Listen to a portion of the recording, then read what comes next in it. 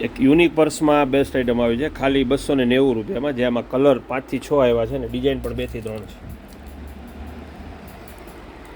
આ બધા unique purse છે, જે બધી ફેન્સી આઇટમ અત્યારની લેટેસ્ટ. પછી આ ટાઈપના છે,